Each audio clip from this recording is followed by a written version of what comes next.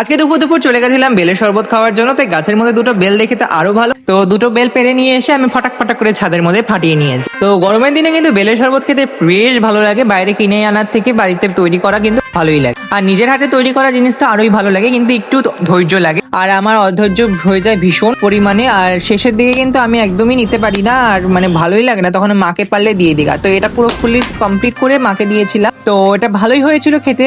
নুন চিনি স্বাদ মতো দিয়ে ভালো করে এটাকে কচলে নিয়েছি, নুন চিনি দিয়ে একবারে ওটাকে হাত দিয়ে কচলাবে সবকিছু জিনিস জলের মধ্যে, আর আধা ঘন্টা মতো রেখে দিবে, তাহলে কিন্তু ভীষণ ভালো আসে। আর 3বার ছাঁকনিতে ছাকার পর কিন্তু খাবে, নাহলে কিন্তু ভীষণ দানা দানা থাকে, আর দানা দানাটা খাওয়া ভালো না, শরীরের পক্ষে কিন্তু বেশ অত ভালো না। সেই জন্য এটা বানিয়ে নিয়েছিলাম শরীরটাকে ঠান্ডা রাখার জন্য। তোমরা কারা কারা বাড়িতে বেলের শরবত বানিয়ে খাও অবশ্যই কিন্তু কমেন্ট করে জানি। আর তোমাদের নববর্ষ কেমন কাটলো অবশ্যই কিন্তু কমেন্ট করে জানি। আর আমার এই চ্যানেলের ভিডিওগুলো তোমাদের কেমন লাগছে অবশ্যই কিন্তু জানি। স্বাদ মতো নুন চিনি দিয়ে আমি আজকে বানিয়ে নিয়েছিলাম বেলের শরবত। মাও খেয়ে বললো অসাধারণ, আমারও খেয়ে ভীষণ অসাধারণ লেগেছে। ফাইনালি ঘন্টাখানেক যুদ্ধ করে খেতে পারলাম।